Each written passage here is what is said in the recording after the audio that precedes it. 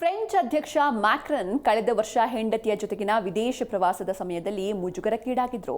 ವಿಮಾನದಿಂದ ಇಳಿಯುವಾಗಲೇ ಮ್ಯಾಕ್ರನ್ ಅವರ ಪತ್ನಿ ಬ್ರಿಗೆಟ್ಟೆ ಮ್ಯಾಕ್ರನ್ ತನ್ನ ಗಂಡನಿಗೆ ಕಪಾಳ ಮೋಕ್ಷ ಮಾಡಿದ್ರು.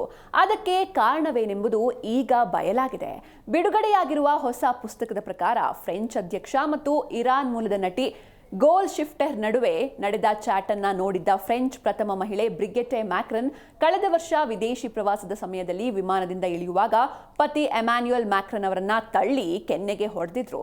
ಕಳೆದ ವರ್ಷ ದಂಪತಿಯ ವಿಯೆಟ್ನಾಂ ಭೇಟಿಯ ಸಂದರ್ಭದಲ್ಲಿ ನಡೆದ ಘಟನೆಯು ಕ್ಯಾಮೆರಾದಲ್ಲಿ ಸೆರೆಯಾಗಿತ್ತು. ಇದು ದಂಪತಿಗಳ ನಡುವೆ ಭಿನ್ನಾಭಿಪ್ರಾಯವಿದೆ ಎಂಬ ಊಹಾಪೋಹಗಳಿಗೆ ಕಾರಣವಾಯಿತು. ಆದರೆ ತಮಾಷೆಯಿಂದ ಆ ರೀತಿ ಮಾಡಿದ್ದು ಅಂತ ಮ್ಯಾಕ್ರನ್ ದಂಪತಿ ಆ ವದಂತಿಗೆ ತೆರೆ ಎಳೆದಿದ್ರು. ಇದೀಗ ಆ ಹಳೆಯ ವಿಡಿಯೋ ಮತ್ತೆ ಚರ್ಚೆಗೆ ಬಂದಿದೆ. ಫ್ರೆಂಚ್ ಪತ್ರಕರ್ತರಾದ ಫ್ಲೋರಿಯನ್ ಟರ್ಡಿಫ್ ಅವರ ಪರ್ಫೆಕ್ಟ್ ಕಪಲ್ ಅಂದ್ರೆ ಪರಿಪೂರ್ಣ ಜೋಡಿ ಎಂಬ ಹೊಸ ಪುಸ್ತಕದಲ್ಲಿ ಈ ಬಗ್ಗೆ ಬರೆಯಲಾಗಿದೆ. ಮ್ಯಾಕ್ರನ್ ಹಾಗೂ ಇರಾನ್ ನಟಿ ಫರಾಹಾನಿ ಹಲವಾರು ತಿಂಗಳಿಂದ ಸಂಪರ್ಕದಲ್ಲಿದ್ರು. ಅವರಿಗೆ ಫ್ಲರ್ಟಿಂಗ್ ಮೆಸೇಜ್ ಮಾಡ್ತಾ ಇದ್ರು.